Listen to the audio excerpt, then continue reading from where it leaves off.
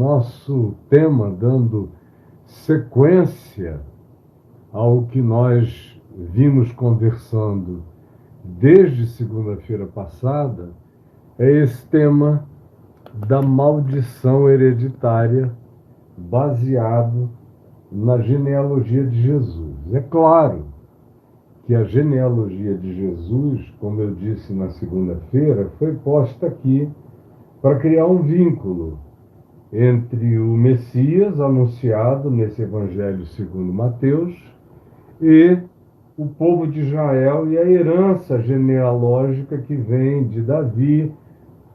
Mas antes disso começa em Abraão, os patriarcas, atravessa por Davi, todos os grandes episódios do povo hebreu em Abraão, do povo de Israel na peregrinação, e depois da divisão com Roboão após Salomão do povo judeu na maior parte do tempo. Essa é a narrativa, até a convergência disso no nascimento de Jesus, chamado Cristo.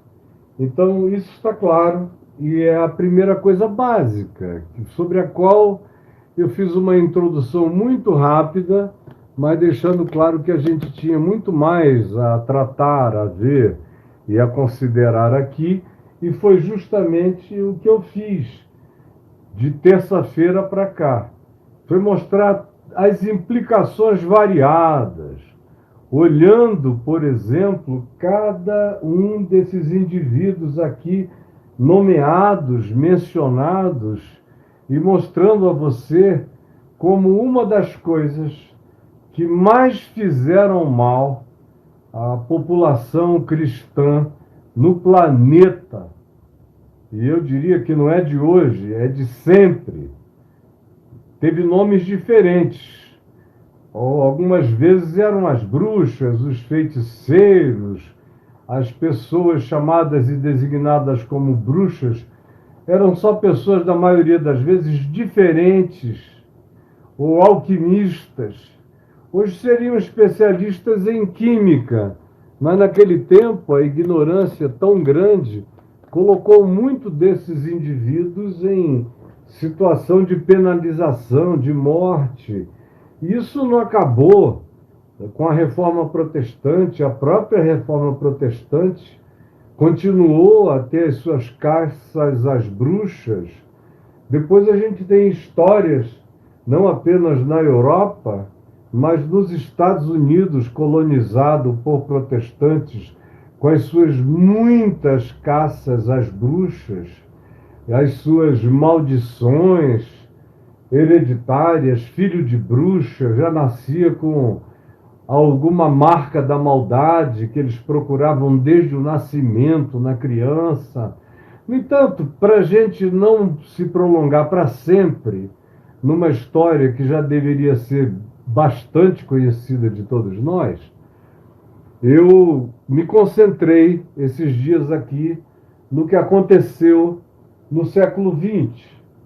E como o início do século XX já carregava algumas dessas coisas, é por isso que os missionários, especialmente os americanos, que eram muito menos preparados do que os missionários ingleses, que tinham uma formação muito melhor, formação teológica, formação histórica, geográfica, arqueológica. A Inglaterra veio na frente disso tudo e de praticamente todo mundo nessa área há alguns séculos. Mas nos Estados Unidos, eles enviavam missionários muitas vezes toscos, ignorantes, mandavam para as matas da América do Sul para ganhar os índios, para afastá-los dos seus espíritos hereditários, das suas crenças na presença dos ancestrais como guias espirituais da tribo, e todas essas coisas que frequentemente se encontram nas culturas indígenas. E os missionários vinham para destruir, para batizar essa cultura indígena de endemoninhada, de maligna. e para relacionar qualquer que fosse o aspecto estranho, até do choque cultural dos indígenas, dos autóctones, com esses missionários que chegavam, especialmente dos Estados Unidos, isso gera um choque de culturas.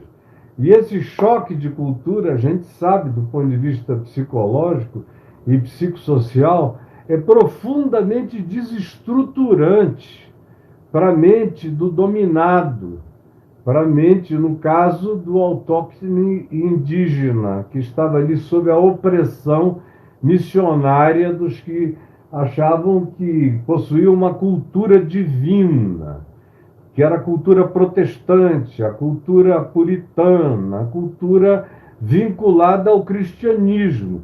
Tenham sido os padres, anteriormente aos protestantes, que fizeram toda a devastação, que está muito bem historiada, por exemplo, no livro do Eduardo Galeano, As Veias Abertas da América Latina, que, a meu ver, não é um bom livro do ponto de vista da advocacia ideológica que o Eduardo Galeano fez, foi uma leitura marxista de toda a situação da América Latina, mas a leitura histórica, eu concordo com ela, eu não concordo com a interpretação marxista do fenômeno, mas a leitura da opressão religiosa, católica, depois protestante, e ali no Veias Abertas da América Latina, que é o livro do Eduardo Galeano, a maior parte das descrições amplamente documentadas tem a ver com os padres e as ordens católicas na América Latina,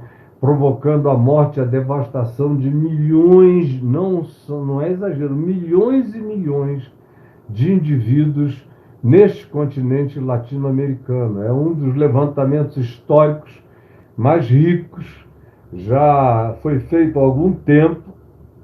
No início dos anos 80, o Eduardo Galeano produziu o livro, depois ele mesmo veio a público nos anos 90, início dos anos 2000, dizendo: olha, o levantamento histórico que eu fiz continua todo ele na validade. Agora, a minha interpretação de que a solução para isso teria que ser um olhar marxista da realidade, em relação a isso, eu discordo de mim mesmo hoje em dia completamente. Mas em relação à análise e ao inventário histórico, não resta a menor dúvida.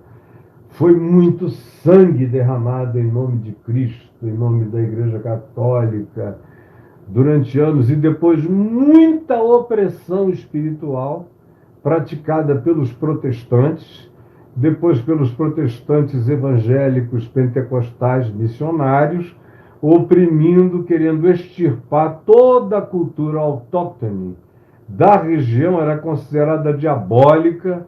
A única cultura santa era a cultura produzida pela igreja evangélica ou protestante nos Estados Unidos da América, especialmente, ou a cultura herdada do chamado Destino Manifesto, que era a ideologia que a igreja protestante americana praticava e achava que era seu dever impor isso sobre todo mundo. Eles estavam aqui para ser o Israel que daria certo.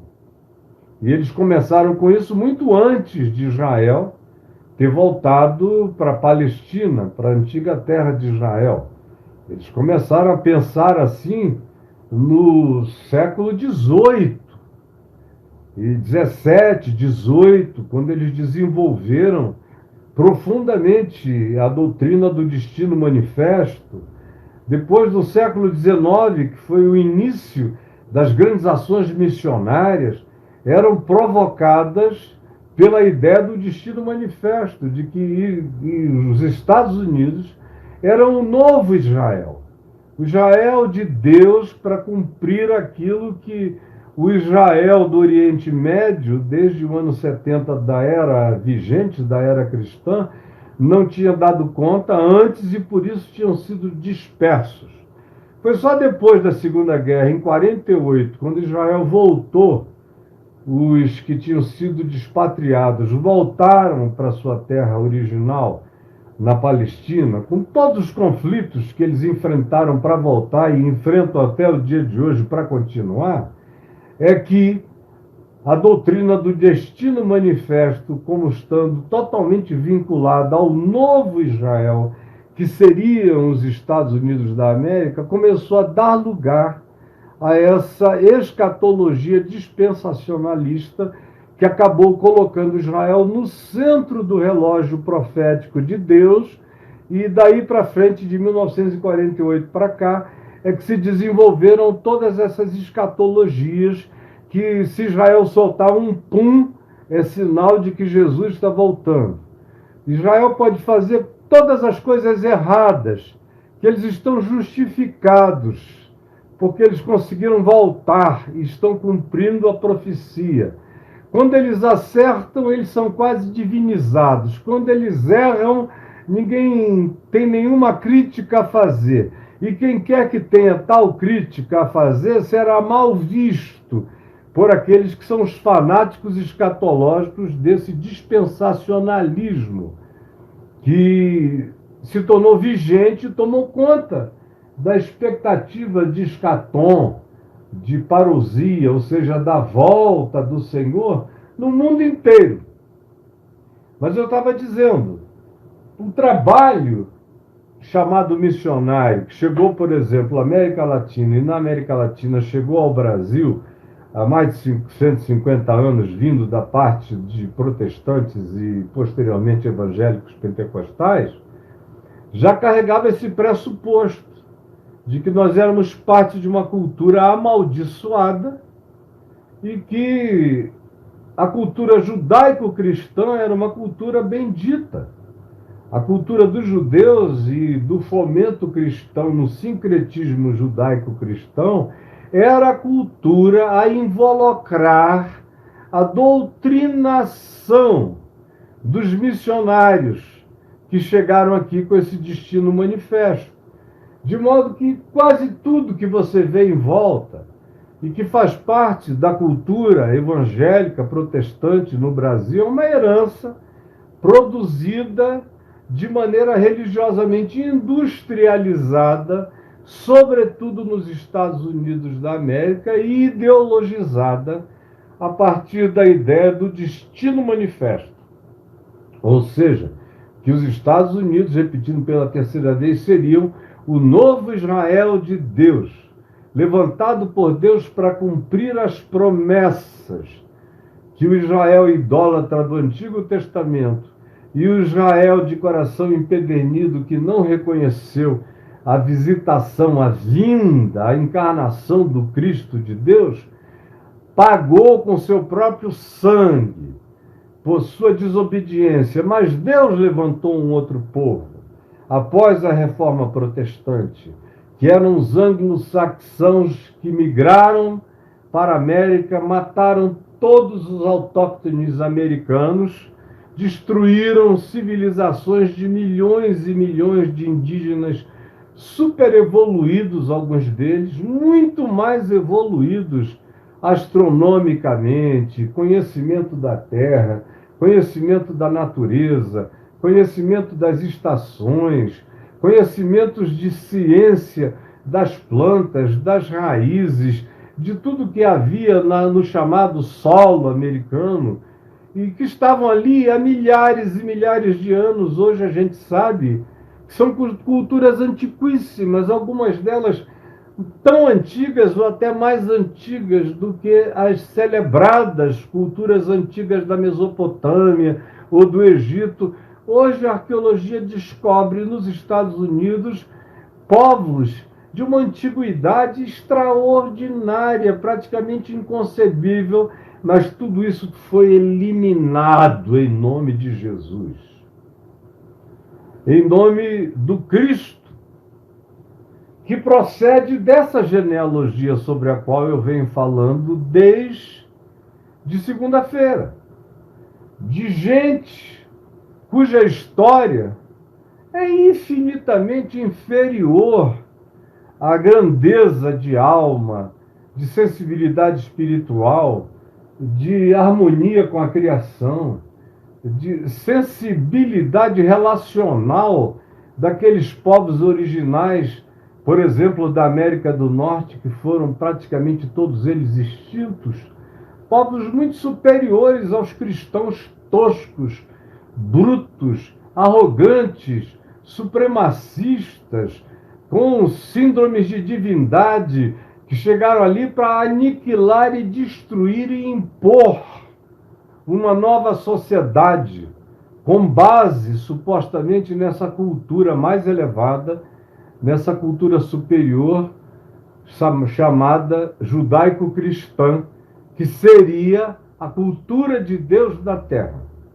Todos os outros povos, as suas culturas, são todas demoníacas, malignas, estranhas. Mas a cultura judaico-cristã, com seu chofar, com a bandeira de Israel, com os seus candelabros, com os seus ritos sagrados, com as suas festas santas, com todas essas coisas, é para ser, e seria o desejo do cristianismo, impor essa cultura no planeta inteiro. As ações missionárias, tanto católicas quanto depois protestantes, tiveram essa visão de imposição dessa cultura, porque eles não conseguiam diferenciar o evangelho puro e simples de Jesus da cultura judaico-cristã. Colocaram tudo na mesma bagaça, no mesmo tonel, fizeram uma pinga doida dessa mistura e serviram aos povos como se fosse o modo de salvação. Não apenas crer em Cristo Jesus, mas tinha que crer em Cristo dentro dos parâmetros da cultura judaico-cristã. Foi o que se impôs. Apesar dessa genealogia, com gente de fora, de outros povos, que não tinham absolutamente nada a ver com a descendência semítica de Abraão, gente diferente, gente como Raabe, gente como Ruth, a Moabita, gente de povos distintos e diferentes, que entraram e fazem parte dessa genealogia. Não tem só judeus aqui, sem falar no fato de que há estudos muito sérios e antigos. Eu, pelo menos, o primeiro livro que eu li a esse respeito foi há uns 40 anos passados, um livro academicamente impecável, e que eu comprei nos Estados Unidos e li com muita dedicação, porque me interessou muito a história, que mostrava que, eventualmente, a progenitora de Davi era uma cananeia, como eu falei aqui na segunda-feira. Eventualmente, existem evidências de que ela poderia, e quem sabe tenha sido mesmo, uma mulher de Canaã, uma cananeia. Daí, Davi ser tão diferente de alguns dos seus contemporâneos, a ponto de que se ressalta o fato da sua louridão, da sua ruivice, de como ele era uma figura que na multidão se destacava não pelo tamanho, não era alto, ao contrário, ele era mediano de altura, mas tinha uma fisionomia muito diferente, um cabelo ruivo, que não se encontrava em abundância nem para todo lado. E os estudiosos que se dedicaram a essas pesquisas com minuciosidade chegavam, muitos deles, à conclusão de que Davi tinha um pai da genealogia judaica, Jessé, e que foi um indivíduo que segue essa genealogia, embora no próprio sangue de Jessé você tenha a proximidade de Raabe, a prostituta de Jericó, você tem a proximidade de Ruth, a Moabita. Eram pessoas próximas, tataravós, bisavó, avó, aí a mãe de Davi, Cananeia, eventualmente. E para bagunçar do ponto de vista genético completamente essa genealogia. Ela é uma genealogia histórica, mas ela não é uma genealogia genética. A genética tem as suas muitas variações dentro do escopo desse corpo de história aqui narrado. Mas eu estou dizendo isso só para afirmar que uma quantidade enorme de pessoas, católicas e protestantes, tanto dos Estados Unidos da América quanto da América Latina, como de qualquer outro lugar da Terra onde o cristianismo tenha prevalecido, tiveram que fazer uma introjeção das suas culturas originais, muitas vezes renegá-las sob pena de serem justiçados, de virarem feiticeiros, de virarem bruxas, de serem apedrejados, queimados, banidos, isolados e se tornarem pessoas amaldiçoadas com quem não se podia falar, algumas delas exiladas da própria família para sempre, porque se não se convertiam ao novo padrão cultural, religioso, judaico-cristão, estavam definitivamente defenestradas das suas histórias anteriores. Então, pois bem, isso deixou um caldo, como eu disse ontem, um caldo cultural, que aqui entre nós cresceu enorme, imensamente, e ganhou outros contornos que começaram a ficar cada vez mais fanatizados do final da década de 70, início dos anos 80 para cá. Portanto, a gente está experimentando quase já 50 anos de uma redoutrinação a respeito do fato de que quem não se torna evangélico, com a cultura evangélica, frequentando a casinha evangélica, com os ritos inventados pelos evangélicos, tenham sido os ritos anteriores dos protestantes, ou os ritos dos pentecostais tradicionais, ou os ritos dos neopentecostais, que são ritos de natureza miscigenada e sincretizada com outras culturas, mas que usam nome. Esses ritos são usados para levantar dinheiro, para explorar a superstição no coração dos povos, mas o nome de Jesus acoberta a exploração latente e patente que está presente nisso tudo. E aí você nasceu há 50 anos, há 60 anos, ou você tem a minha idade, quase 70 anos, e se converteu com 20 anos de idade, há 50 anos atrás, já começou a pegar o reavivamento dessas influências malditas. E se a pessoa tivesse algum pé em algum lugar, se tivesse uma mãe que fosse uma pessoa de terreiro, ou de cultura religiosa africana, ou afro-ameríndia, ou fosse negra, ou se vestisse de baiana, ou fizesse comida baiana, como acarajé, por exemplo, que parece que é uma comida amaldiçoada. Tudo que é feito na Bahia já vem com a colher de pau da maldição na cabeça interpretativa e adoecida desse pessoal todo evangélico que aprendeu e desenvolveu e passou adiante esse tipo de superstição supremacista perversa, de alijamento da cultura dos povos no Brasil, e continua a haver isso até o dia de hoje. A Bahia é vista assim. Eu me lembro no tempo em que era também o Rio de Janeiro. O Rio de Janeiro era considerado uma cidade maldita por causa da quantidade de terreiros de macumba. Tinha muito no Rio naquele tempo. A Bahia era o candomblé, mas o Rio tinha muito terreiro de macumba, de umbanda, de quimbanda. tinha muito despacho nas esquinas. Eu me lembro que quando eu era jovenzinho, com 10, 11 anos, e a minha segunda namoradinha morava em São Francisco. A minha primeira era uma garotinha que morava na minha rua, no bairro do Ingá. Eu tinha 11 anos para 12.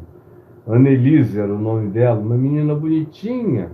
E eu recebia permissão para andar de mãos dadas com ela, subindo e descendo a rua. Era um negócio assim totalmente diferente, ninguém fazia isso. Permissão para namorar na porta dela, para levá-la até a sorveteria, para dar uns beijinhos assim discretos. Até que eu encontrei uma outra menina no bairro de São Francisco. E com por essa eu desenvolvi uma paixão.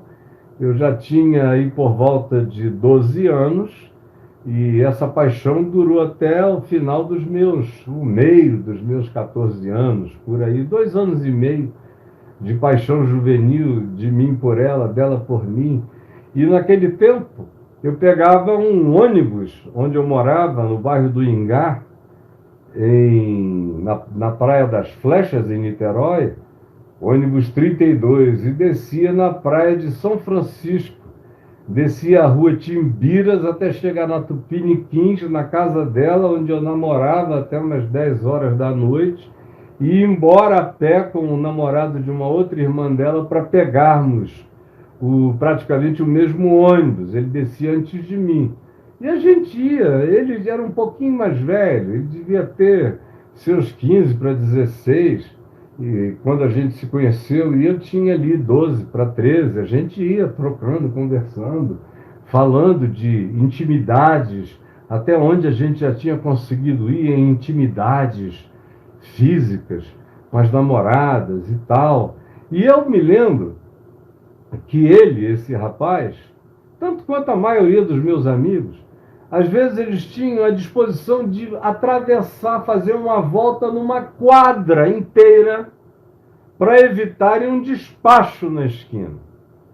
E nessa rua chamada Timbiras, que é uma rua cheia de cruzamentos, quem conhece o bairro de São Francisco até hoje em Niterói sabe, as ruas são as mesmas, não mudou nada. Quase que em toda esquina, às vezes de um lado e de outro da esquina, e a rua não era larga, nem tinha um despacho de um lado e um despacho de outro. Aí o cara amedrontado, às 10h30, 11 horas da noite, naquele tempo isso já era tarde, tinha gente que fazia a volta no quarteirão para não passar por aquele lugar, porque tinha medo apavorante, especialmente os crentes também. O crente morria de medo disso. Eu é que era filho do meu pai, que se converteu quando eu tinha 12 anos, e aí papai tinha outra atitude. Papai não tinha medo de nada, ele achava no máximo que aquilo era fruto de uma superstição, mas que não era para a gente temer coisa nenhuma, jamais. Eu cresci com essa educação que me foi passada pelo meu pai, mesmo antes de eu me converter. Mas o que havia de preconceito, era uma coisa extraordinária. E não era só um preconceito daquele tipo que levanta o nariz, era ódio, era hostilidade, era malignidade mesmo. Se uma dona de casa descobrisse que a empregada doméstica dela, a cozinheira dela, frequentava um lugar de macumba, ou de quimbanda, umbanda ou candomblé, fosse o que fosse, dava conta. Porque não queria que aquela pessoa fizesse a comida dela para não amaldiçoar a comida dela. Esse é o nível de loucura, de paranoia dos crentes a vida inteira. Aí a gente chega aqui, no fim dos anos 80, fim dos anos 70, início dos anos 80, e quando chega por 84, mais ou menos, aterriza de vez essa história de maldição hereditária no Brasil. Como eu já disse, na mesma esteira de teologia da prosperidade, confissão positiva, maldição hereditária, esse negócio do cai-cai, das loucuras todas que tomaram conta do neopentecostalismo, influenciaram o pentecostalismo e depois todas as denominações, até as históricas, isso cresceu nesse período, do meio dos anos 80 para cá, e ficou avassalador nos anos 90. E quando nós iniciamos os anos 2000, isso já estava presente em todos os lugares, era o assunto do pânico, do pavor e da relevância assustada de todos os crentes, atribuindo a isso e amaldiçoando os que tinham vínculos com isso, se afastando dessas pessoas, uma capacidade de romper relacionamentos enorme, inclusive na família. Um primo, uma prima, uma pessoa que tivesse esses antecedentes religiosos era frequentemente objeto de ruptura, de corte, de separação. Ou o cara se convertia, já nem entrava na casa, não era mais chamado para nada, porque ele era contagioso, ele fazia mal. Vocês sabem exatamente do que eu estou falando. Até que isso se transformou nessa intolerância religiosa que a gente vê presente hoje em todos os grupos, em todas as igrejas. E quem melhorou foi a Igreja Católica. Mas a igreja que decorre do protestantismo, com todas as variações e as camadas de acréscimo denominacionais desses últimos 500 anos, só piorou, só se tornou mais hostil, só se tornou mais supremacista, só se tornou completa e profundamente mais repugnante em relação ao modo como veem e tratam o próximo, nessa atitude que hoje em dia é criminosa. É intolerância, discriminação, que cada vez será mais tratada sob os auspícios da legislação. Porque a discriminatória é uma intolerância intolerável, que não dá para aceitar. Intolerância não pode ser tolerada. A tolerância, a intolerância, sacramenta a intolerância como direito adquirido, e ninguém tem direito adquirido a ser intolerante em nenhuma sociedade democrática. Ninguém. Você pode concordar, discordar, isso é outra coisa, é foro íntimo. Agora, transformar isso em discurso, em pregação, em púlpito, em amaldiçoamento na televisão, como acontece, é porque esse é um país ainda muito frouxo. Mas no dia em que o que a Constituição estabelece entrar em vigência como acordo relacional na nossa sociedade para valer e com seriedade, vocês vão ver que uma quantidade enorme de intolerantes e que são massacrantes em relação aos cultos diferentes de outros grupos humanos, teriam que ir para a cadeia, porque eles já praticam isso com violência e brutalidade desmedida em vários lugares do país.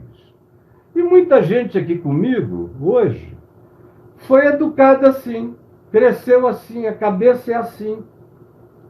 Por exemplo, o que eu falei sobre essa genealogia de Jesus, para algumas pessoas mais antigas, que já me viram pregar nesse texto inúmeras vezes, já me viram falar desse tema, a partir dessa genealogia, mostrando a pateticidade dos argumentos da nossa discriminação, da nossa intolerância, e como em Cristo Jesus tem lugar para todo mundo, coube todo mundo, coube quem não cabia. E é dali que aflora, que sai, que nasce o sol nascente das alturas, para a redenção de todo aquele que crê, sabendo ou não sabendo, está feito, está pago, é definitivo e não precisa da anuência, nem da concordância e nem da convenção de ninguém para determinar que seja assim, porque Já foi feito assim na cruz, por aquele que deu o grito: está consumado, está feito. Ninguém desfaz, ninguém desmonta, ninguém descria o que a cruz criou antes da fundação do mundo. Quando o Cordeiro Eterno, que é uma arquetipia para declarar a graça da qual nasceu a criação, e a história da cruz em Jesus, que é a sinalização histórico-arquetípica desse fato, de que em Cristo Jesus a graça prevalece sobre o pecado, que a misericórdia triunfa sobre o juízo, e que onde abundou o pecado, superabundou a graça. E tudo mais que em Jesus se fez realidade. No entanto, o óbvio não é aceito. O óbvio é heresia para a maioria das pessoas educadas nessa cultura discriminatória, perversa, supremacista e maligna, cheia de acepção de pessoas, contra o Deus acerca do qual se diz no Velho e no Novo Testamento que nunca fez, não fará, não faz acepção de pessoas, de ninguém. Contra isso tudo, todavia, se levanta esse povo que, numa arrogância satânica, diabólica, luciferiana, de superioridade, se acha maior do que os outros povos e não crê em Jesus. Crê sim na cultura judaico-cristã e crê especialmente na cultura denominacional, e acham que aqueles que praticam essa cultura de galpãozinho de Deus são os salvos, os únicos para os quais os anjos têm olhos, Deus tem coração e Jesus tem salvação, os únicos. Vocês vejam o nível do reducionismo perverso, pagão e horroroso. Depois que você passa a semana inteira considerando a diversidade, a pluralidade, a multietnicidade, a multiculturalidade da própria genealogia de Jesus. Então, isto repetido, eu queria perguntar a você o que está proposto como tema hoje aí. Você tem ou já teve medo de maldição? Eu não sei o que vocês estão escrevendo, mas o meu tema é este. Se você já escreveu alguma coisa sobre o assunto, eu não estou olhando aqui. Vou começar a olhar agora. Se você escrever. A Denise Campos diz: a religião só ensina a fazer acepção de pessoas. Fulano é bom e o outro é ruim. Fulano é de Deus e o outro é do diabo. Eu estou certa com a minha religião e você errado com a sua. Aí ela diz: é uma chatice. Quem dera fosse só uma chatice. É uma diabolice, porque ao se fazer assim, essas pessoas afastam, separam gente boa. Só nasceu num contexto diferente, numa cultura diferente, e que teve pais diferentes dos seus, ou teve experiências distintas da sua, mas são pessoas boas. A religião diferente das pessoas não torna ninguém melhor ou pior. Se religião tornasse alguém bom, a gente teria que dizer que os evangélicos fanáticos, que são o público mais fanático do Brasil, são cerca de 35% da população brasileira, e dos 35% são os mais fanáticos. Os outros 65% do país não vive de maneira tão fanática. Não existe nenhum grupo mais fanático do que o grupo evangélico, de um modo geral. É claro que tem denominações que passam de toda e qualquer concepção de loucura, fanática e intolerante de violência explícita, declarada, como a gente vê cada vez mais. No entanto, se religião melhorasse as pessoas, a gente, com 35% de crentes na população brasileira, nós já seríamos um país transformado.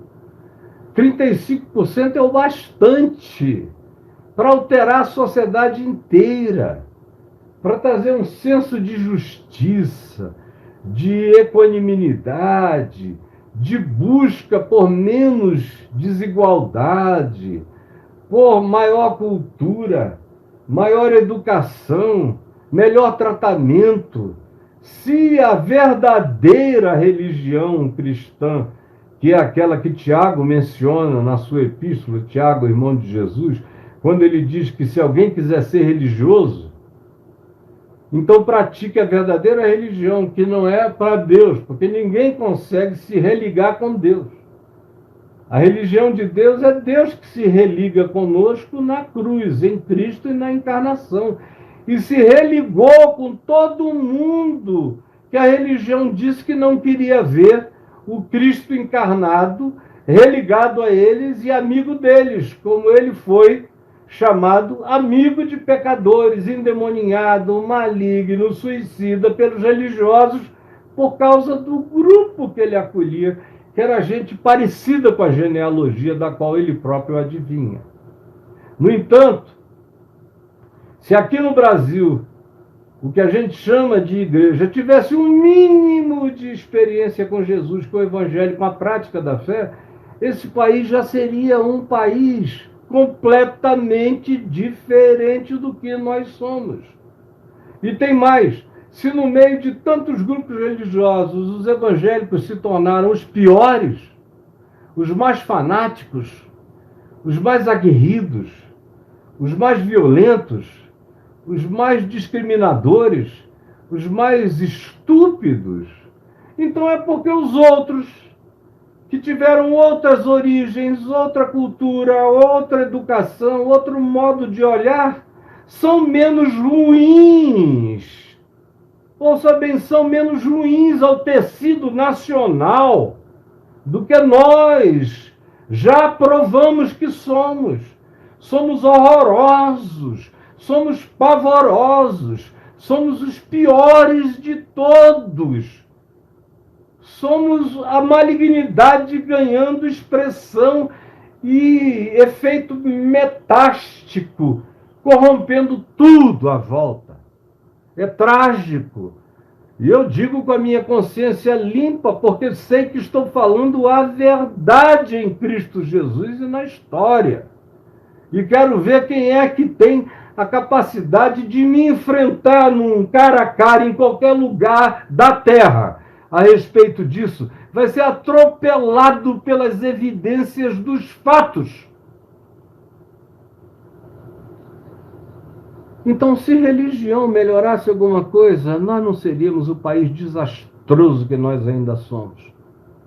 Sendo que a maioria engajada desse público religioso são justamente os evangélicos, que se jactam de serem os salvadores da pátria, quando na realidade são os desconfiguradores, os desfiguradores, os arruinadores do significado de pátria, de equilíbrio, de igualdade, de direitos iguais para todos e de tudo mais que o Evangelho ensina. Antes da Constituição brasileira advogar, é o Evangelho de Cristo que ensina isso. E eu não vou me repetir mais 1 trilhão de vezes a respeito desse fato. Mas se alguém tem uma pergunta a respeito desse tema, ou quer contar a sua história, então conta aqui. Quem é a Priscila Andrade, diz: cheguei a gritar que sou amaldiçoada. Jesus me perdoa, ela está pedindo, Jesus me perdoa, porque eu cheguei a gritar que eu sou uma pessoa amaldiçoada. Me conte aqui, vá falando. A Priscila já tinha dito antes: eu aprendi que sou filha de Jesus e não sou amaldiçoada. Agora, Depois ela diz, porque eu tinha aprendido que sou amaldiçoada, e gritava que eu era amaldiçoada. Agora imagina o que é você viver com um peso desse na cabeça. Você pode imaginar? Você acordar todo dia, eu sou amaldiçoado, meu Deus, eu sou amaldiçoado. Porque a minha avó frequenta um terreiro. Porque ela é beata católica. Ou porque ela faz novena, eu sou amaldiçoado. Ou porque ela ama a Virgem Maria, Nossa Senhora, e se ajoelha e faz o sinal da cruz. Eu sou amaldiçoada por herança dela.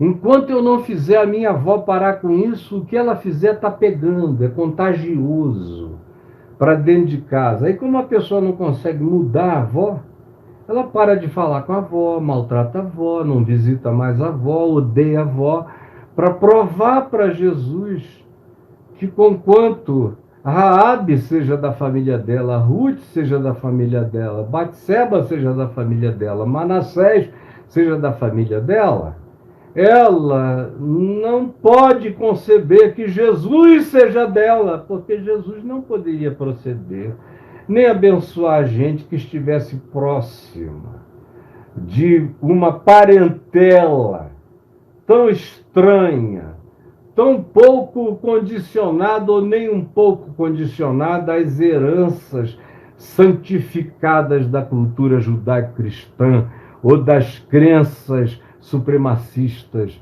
dos evangélicos. Então me responda, me responda aqui.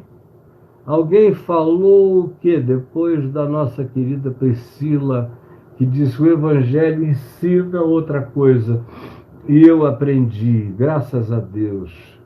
Aí, deixa eu ver aqui, o pastor falou que iria para o inferno, que eu iria para o inferno porque eu parei de ir à igreja durante a pandemia. Ai, minha filha, isso não merece nem resposta, não é Alexandre Costa? Não merece nem resposta de tão idiota que é isso aqui. A Priscila está aqui. Tinha dito antes, porque eu não consegui ter filhos e sou solteira. Então, uma pessoa que não tem filhos, continua solteira e que gostaria muito de ter filhos, vai para a reunião de oração e pede filhos, e pede para casar, e não alcança isso dentro de um dado espaço de tempo, começa a suspeitar de que há uma maldição sobre ela. Olha só, como não há nada nem ninguém que escape desse medo, desse pavor. E o que mais? O Ivane Souza diz, a religião te lança maldição, diferentemente de Cristo que te salva. O que mais que a gente lê aqui? Falei, diz o Gesser Oliveira, falei em um estudo bíblico, nada que eu faça vai fazer com que Deus me ame mais ou menos. Ele simplesmente me ama. E eu fui repreendido pelo líder, claro.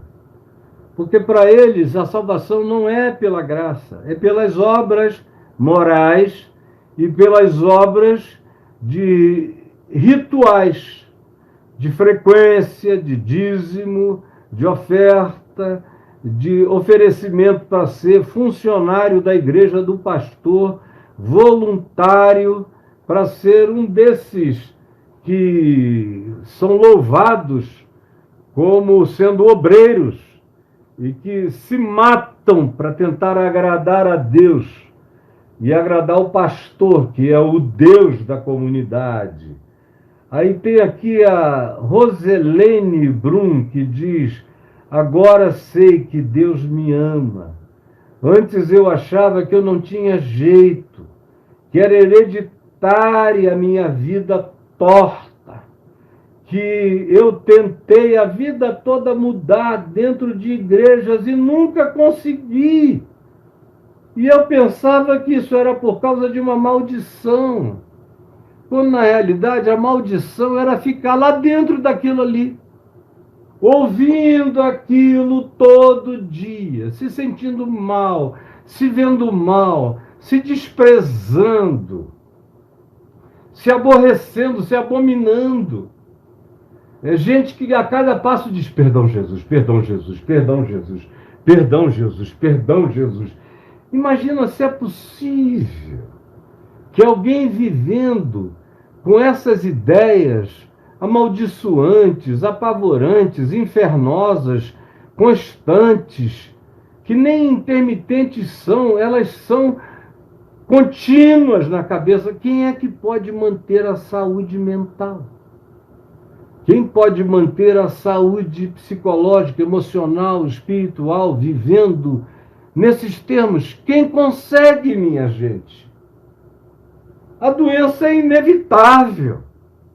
Para alguém que exista com essas categorias, a doença é totalmente inevitável. A mente não suporta existir nessas condições.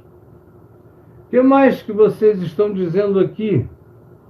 O Eric Muniz diz: na escola dominical ensinaram muito sobre objetos amaldiçoados. Eu não concordo, diz ele. Nem eu, meu filho. Porque, por exemplo, hoje de manhã eu cheguei aqui, fui arrumar algumas coisinhas, subi essas lâmpadas que estavam viradas para lá, porque ontem eu gravei os primeiros Café com Graça, que irão ao ar, e não irão ao ar publicamente, eles irão de graça, serão dados gratuitamente para todos aqueles que se inscreverem gratuitamente também no meu blog caiofabio.com.br.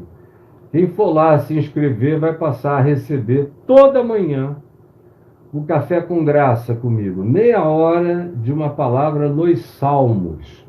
Eu decidi ontem à noite, ao invés de fazer em João por enquanto, já que eu vou fazer Mateus aqui até sabe Deus quando, eu vou fazer sobre os salmos. Todo dia um salmo. E há alguns salmos que são tão longos que eu vou ficar semanas neles, ensinando o espírito devocional da fé. Lendo os salmos, tendo Jesus como chave hermenêutica. Mas, pois bem, eu estava dizendo que eu vim ajeitar essas lâmpadas, comecei a ver algumas coisas, aí peguei esse incensário. Olha aqui. Eu gosto de um incenso, meu Deus. Eu, Jesus, José e Maria, eu e os magos sobre os quais a gente vai falar na semana que vem, aqui no Papo de Graça, que está aqui no capítulo 2, que levaram para Jesus, vindos do Oriente, ouro, trouxeram ouro, incenso e mirra, que também é cheiro, é incenso. O altar, os altares de Israel eram cheios de incenso. O incenso feito de acácia, de cânhamo, que é um derivado da cannabis, o cânhamo, e às vezes canela ou mirra, ou o que eles fizessem. A descrição da composição do tipo de incenso, das misturas de incensos que deveriam ser aquele fator final do incenso queimado dentro do templo ou no tabernáculo. Hoje em dia a arqueologia descobre em lugares muito anteriores do tempo da chegada de Josué e dos juízes na terra de Canaã. Antes da terra ser nomeada como terra de Israel, havia altares onde eles achavam a mesma composição de incenso dos 3 elementos, aonde havia a acácia, havia o cânhamo, havia a mirra, havia incensos que eram queimados como oferenda ao Senhor nos cultos primitivos de Israel. Então eu achei aqui, pensei, digo, interessante, eu daqui a pouco vou falar ali sobre maldição e por uma quantidade brutal de evangélicos, nem tanto os católicos que estão acostumados com incenso na missa, mas os evangélicos, se eles passarem perto de um incenso, eles dizem, está amarrado em nome de Jesus, está amarrado. E é uma delícia você enfiar o seu incenso aqui. Já tem até algum tempo que eu não uso esse incensário, mas eu já usei muito. Aí você fecha e sai por esses furinhos aqui, aquele cheirinho, a fumaça cheirosa. Aí você lê, Paulo usa a linguagem do incenso. Quando ele fala da vida dele, do louvor dele, que era como um culto de aroma suave. O que é isso? Ele está falando de incenso, o aroma suave. Você lê o Apocalipse. Não tem livro na Bíblia, nem judaica, nem evangélica, nem etíope, que é a maior de todas, com 88 livros.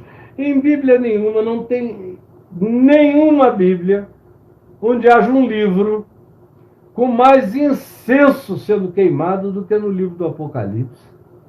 É um livro de incenso para todo lado, e os anjos com os seus incensários, é incenso diante do trono de Deus, é incenso que são as orações dos santos, é incenso nas mãos dos anjos, ou são incensários lançados sobre a terra como profecias a serem cumpridas contra a maldade humana, é incenso presente para todo lado. Agora, na cultura evangélico-pentecostal especialmente, e mesmo na cultura protestante, só porque os católicos usavam isso antes, tudo que os católicos usavam antes passou a ser também amaldiçoado pelos protestantes. E você tem tudo contra isso sem saber nem que você é herdeiro de uma idiotice, que você é só filho da sua própria ignorância. Por exemplo, quando eu me converti, o único instrumento que se podia tocar dentro de uma igreja presbiteriana era o órgão. E aí a primeira coisa que eu fiz depois de convertido, quando meu pai disse, fica aqui comigo na igreja presbiteriana, porque eu tinha me convertido numa Assembleia de Deus, numa quarta noite, depois eu fui numa igreja batista, depois eu falei, não, eu vou é para a praça, para os hippies e para os meus amigos dos clubes, das loucuras todas que com eles eu pratiquei, esse é meu povo. E comecei a evangelizar para todo lado, as pessoas foram se convertendo aos borbotões, a igreja que não tinha ninguém ficou entupida de gente assim em meses, lotada. A minha casa virou um centro de acolhimento e eu transformei a igreja presbiteriana num centro de acolhimento. A casa pastoral ficou cheia de hippies, porque meu pai não precisava da casa que havia ao lado do templo, então ele me deixou encher de hippies. O pavilhão da igreja, onde havia os eventos sociais, eu entupi de hippies. Chegamos a ter 100, 120 hippies trabalhando, morando e comendo lá. E nos sábados o templo inteiro ficava entupido de malucos. E eu falei, eu não vou perder meu tempo ficando ouvindo essas coisas que quando eu era criança eu já não gostava delas, eu já tinha desistido delas, eu já tinha me afastado de tudo, porque eu achava isso tudo de uma estupidez sem tamanho. Por que eu agora que conheci de fato o Evangelho, para mim, e tenho esse pai que é um apóstolo Paulo contemporâneo aqui do meu lado, vou perder tempo ouvindo as bobagens que deviam estar silenciadas para sempre? Mas eu me lembro. Eu me lembro que os hippies chegavam lá em casa e acendiam os seus incensos. Todo mundo, para fazer suas gargantilhas, as suas bijuterias, acendia um incensozinho e ficava ali, apertando ou desenhando com aqueles ácidos, queimavam o material, escreviam nomes, letras, faziam os seus desenhos e o incenso lá. E havia pessoas crentes que às vezes chegavam naquele quintal, gramado cheio de maluco, incensários para todo lado, e perguntavam, escuta, você não tem medo da maldição que pode vir disso aí? Eu digo, aqui não. Aqui esse incenso está subindo como oração para Deus, meu filho. Eu sou de Jesus, eu sou do Novo Testamento, eu não tenho nada a ver com o que vocês pensam, creem e ensinam. Eu me converti ao Evangelho, não às doutrinas das igrejas evangélicas, é o Evangelho. O mesmo que converteu o meu pai. É esse Evangelho puro e simples que me transformou. E é a ele que eu vou seguir. E não vou admitir na minha vida nenhuma superstição de vocês que seja transferida para mim como peso de obrigação, porque eu sei o que é e o que não é. E sei que em Cristo Jesus nenhuma dessas coisas tem qualquer significado, a não ser o significado imediato delas próprias. Como é o caso de um incenso. Qual é o significado dele? É fazer o ambiente cheirar bem. É só isso. O que passar disso é crença de quem quer que seja.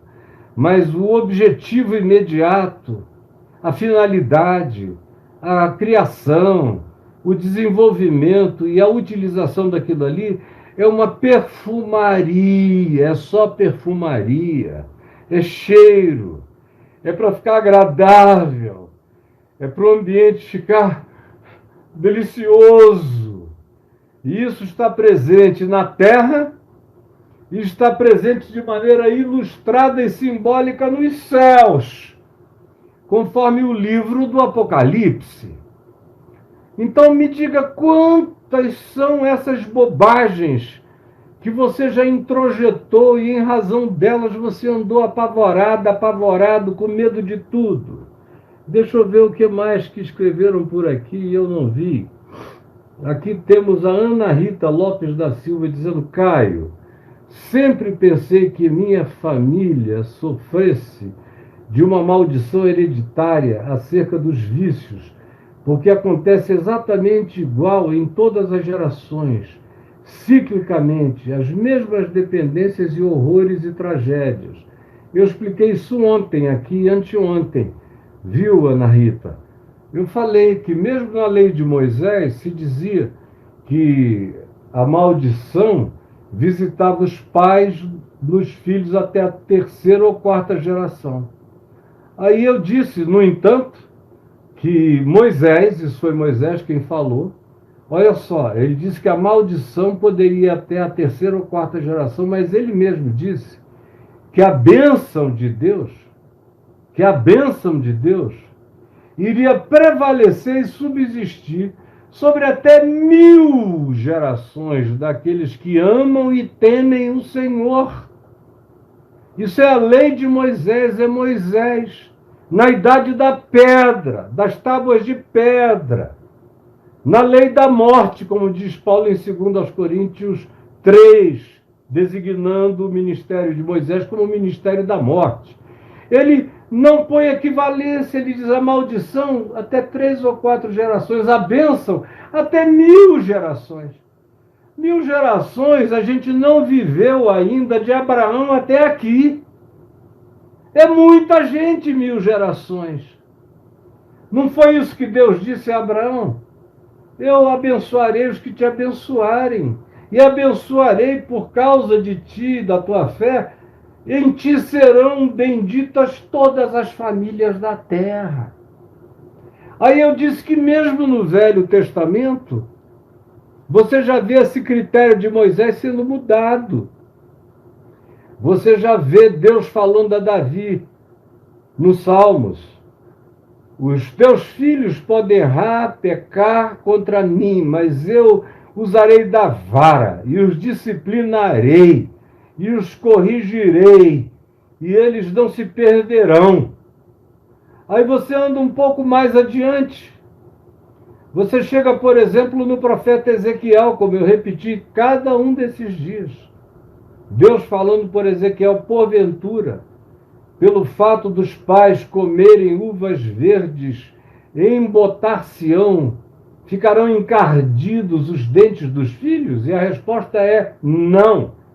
Cada um carregará o seu próprio pecado. E você vai mais adiante no profeta Oséias, que gerou filhos de uma prostituta. Mas os seus filhos não eram filhos da maldição. Eles eram filhos da graça, porque cada um carrega o seu próprio pecado.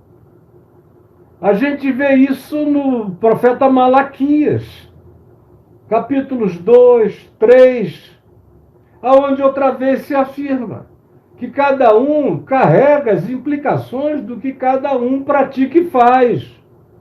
Aí quando você chega aqui em Jesus, abre na genealogia de Jesus, você vê esse povo todo, muitos dos quais seriam pessoas que carregariam maldições horrorosas, como Manassés, foi esse bicho horrível, e gerou a Amon, que não era lá essas coisas, mas Amon gerou um neto de Manassés, que era um santo de Deus, chamado Josias.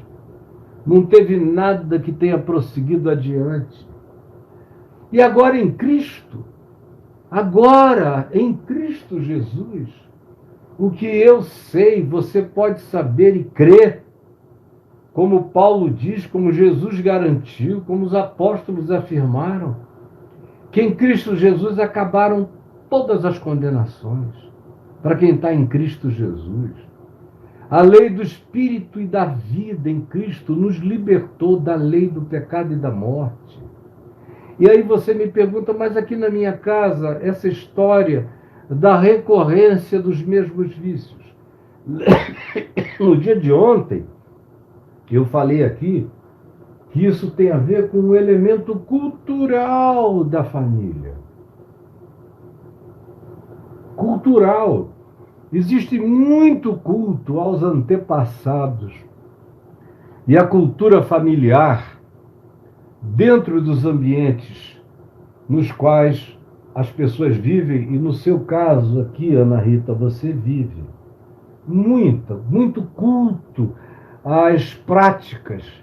Eu sou filho do meu avô, eu sou filho do meu pai, aqui na minha casa o homem é assim, as mulheres da minha família são assim. E quanto mais vocês vão repetindo essas coisas, vão revalidando, vão afirmando, mais isso vai se transformando em cultura viajante no inconsciente coletivo familiar. Vai passando de um para o outro. E tem aqueles que não são tão assim e que ainda acusam e introjetam mais ainda aquela carga de vício amaldiçoado, dizendo: você parece seu avô, puxou tudo da sua avó, que era uma galinha, que me traiu várias vezes. Aí eles vão passando de uns para os outros as designações malignas, de modo que filho de peixe, peixinho é. Até que chega alguém em algum momento, em alguma geração, e quebra aquele padrão. Quebra, se converte, ou entende. Mesmo que não seja uma conversão espiritual, às vezes é a leitura da cultura psicológica. Às vezes o cara quebra isso, não é nem porque aprendeu ainda o Evangelho. Se aprendesse, nem teria isso em consideração. Mas às vezes é lendo Freud, é lendo Jung, é lendo um psicólogo, é lendo uma outra pessoa um pouco mais esclarecida, que o cara diz: não, isso aqui é só cultura familiar, que eu posso quebrar, que eu posso zerar em mim, eu posso fazer um reset disso na minha vida. Agora, é claro que quando você conhece o Evangelho, não interessa se o seu avô foi Manassés, se ele entregava os netos para serem, e os filhos para serem oferecidos aos demônios. Não interessa. Você está em Cristo, já não há mais nenhuma condenação. Ou como Paulo diz aos Gálatas: ele se fez maldição em nosso lugar, no meu lugar. Não importa o nível de amaldiçoamento, quando eu creio, e eu creio que ele, Jesus, na cruz, como diz João, no capítulo 3, citando Jesus na conversa com Nicodemos, Jesus disse a Nicodemos que era necessário nascer de novo, e ele prossegue dizendo que Deus amou ao mundo de tal maneira que deu seu Filho unigênito para que todo aquele que nele cria não pereça, mas tenha vida eterna. E aí tinha já dito, e assim como Moisés levantou a serpente no deserto, lembra? Da serpente de bronze, porque o povo estava em pecado perverso o dia inteiro, assim como levantou a serpente, e todos aqueles do povo de Israel que tinham sido mordidos pelas serpentes abrasadoras e venenosas que superabundavam nos desertos do Sinai e a volta toda nos desertos da peregrinação de Israel. Você lê, por exemplo, isso em Flávio Joséfos, você tem textos e textos e textos extraordinários sobre a quantidade de víboras que habitavam os desertos naquele tempo da peregrinação do povo de Israel. Pois bem, então, quando você crê no que Jesus disse a Nicodemos, olha, assim como Moisés ergueu a serpente de bronze, para que todo aquele que olhasse para ela e cresce que aquele era um sinal de que Deus estava fazendo e absorvendo o veneno de todas as serpentes que tinham mordido o povo por cujas mordiduras eles estavam morrendo. Quem quer que, estando envenenado, olhasse e cresce, o veneno perdia o efeito nele na mesma hora. Está em João 3, no Evangelho. Ora, em Cristo é assim. Ele é aquele que se fez maldição no meu lugar, para que as mordiduras das serpentes da morte percam a condição de me matar. Eu já estou para além de toda maldição. Eu carrego a bênção superior à de Moisés, que dizia que Deus visitaria com graça até 1000 gerações daqueles que o amam e o temem. Em Cristo Jesus é que isso está definitivamente feito e estabelecido. A quem temerei? Quem pode me separar do amor de Deus? Então, minha filha, perca esse medo, Ana Rita. A tua casa, a tua família só é viciada nesse processo antigo, nessa recorrência. Quando você entender o que está acontecendo, a partir desse olhar do Evangelho, você mesma vai começar a não se impressionar.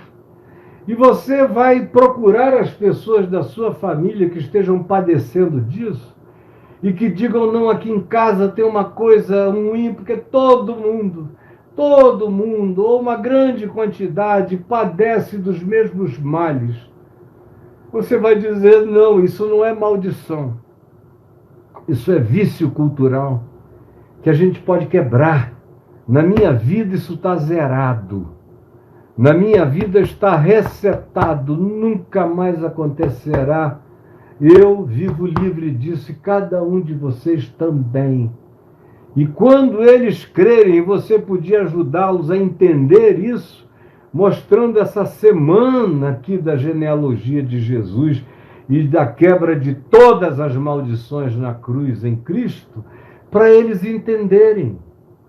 Como aqui também no meu portal caiofábio.net, se você escrever a palavra maldição, você vai ver a quantidade enorme de textos, de mensagens, de coisas que eu já falei no curso de anos e anos e anos, que ajudará você a compreender. Ou tem um livreto meu chamado Quebrando as Maldições Hereditárias, que eu publiquei nos anos 80, quando isso era uma febre, destruindo a alma de um monte de gente, como continua a fazer, mal idêntico até o dia de hoje, até porque a generalização hoje é muito maior. Então nós já estamos aqui com 1h e 14 minutos de conversa minha. Eu respondi a algumas pessoas. Aqui a Priscila diz, eu gritei porque aprendi errado. Agora sei que tudo é graça. Nem a figueira foi amaldiçoada por Cristo, nem eu. A figueira era só um exemplo de Israel.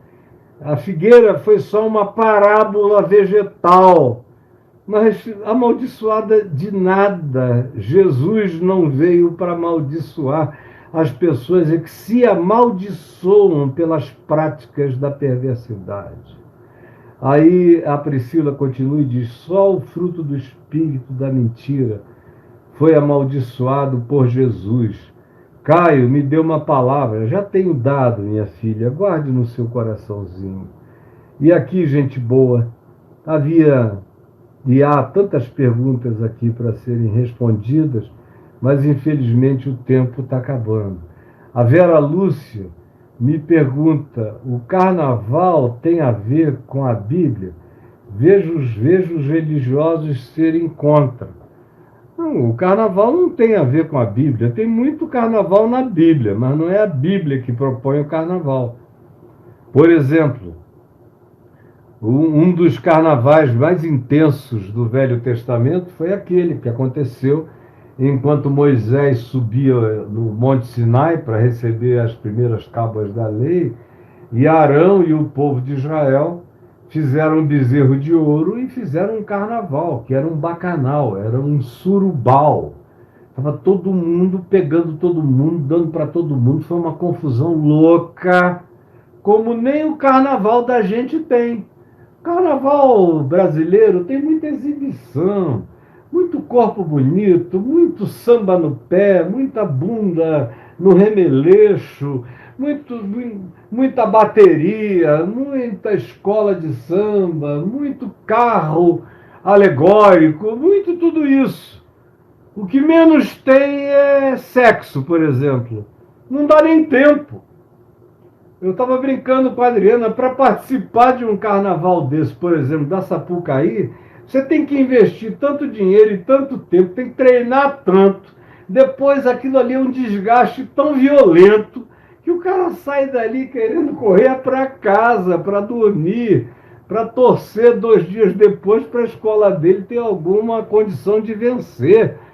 O resto é uma proliferação de engano. Tudo é pecado nesse meio. Tudo que não for exatamente igual ao proposto pela religião é pecado. Essa minha camisa aqui, eu não sei nem o que está escrito nela. Amor é aceitar a diferença no próximo. Isso, evangélico não entende nunca, porque ele se sente superior e maior quando ele é totalmente diferente e ele afirma a diferença e ele faz o outro se sentir uma porcaria por causa da diferença. E ele julga e põe o outro no inferno por causa da diferença. Tão perversa é essa mentalidade quando se estabelece.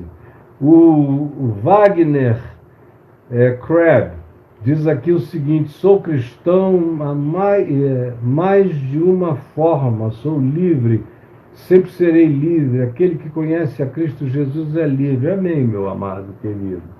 Deus te abençoe. E aí tem gente falando aqui as mesmas coisas parecidas, como a Denise Campos falando com a Carol Santos, tem um Kikiki. A gente não consegue carregar nem os nossos pecados, imagina os pecados dos outros. Ainda bem que Deus disse: dos seus pecados eu já nem me lembro mais. Amém, Denise. Graças a Deus é isso mesmo. E agora, minha gente, esta é a sexta-feira. E eu vou ter que parar por aqui, fechando essa primeira semana de Mateus na genealogia de Jesus, esperando que tenha sido uma maravilha de Deus, de libertação, de graça, para o coração de muita gente querida que tem sofrido horrorosamente por não ter conhecimento do Evangelho. É uma ignorância tão horrível que as pessoas padecem. Como diz o Senhor, o meu povo padece por falta de conhecimento. Padece, sofre.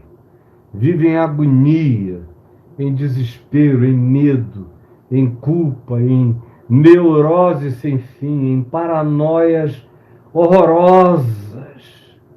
Guarde isso no seu coração. E não só para você. Compartilhe. Tem um botão, nunca foi tão fácil. Tem um botão de compartilhar aqui, você manda para os amigos. Não tem nenhum argumento de dizer que eu falei de política algum dia. Não falei. Cansei, eu estou cansado. E graças a Deus eu não preciso mais falar desse tema. Não preciso. Porque eu não gosto do tema. Ele só parte, ele só divide. Às vezes se torna imprescindível porque o mal que se está propondo é grande demais. E aí eu levo pedrada, perco 320 mil seguidores, perco tudo. Perco cabra e perco bode. Mas em nome de Jesus comigo ninguém pode. Eu vou falar o Evangelho. Agora, meu prazer é o Evangelho. E é isso que você vai acompanhar comigo todo dia até Mateus 28, no Papo de Graça. No Papo de Graça. E quem quiser receber de graça o Café com Graça, você deve ir no blog caiofabio.com.br, se inscrever gratuitamente para receber gratuitamente toda manhã o Café com Graça no seu café da manhã. Vá lá e faça isso. E agora, antes de sair, olha, só tem 370 likes. O que não faz sentido é bom, é sinal de que as pessoas ficaram tão atentas que nem botaram o dedinho lá. Eu não dou a mínima. O problema é que o algoritmo do YouTube dá.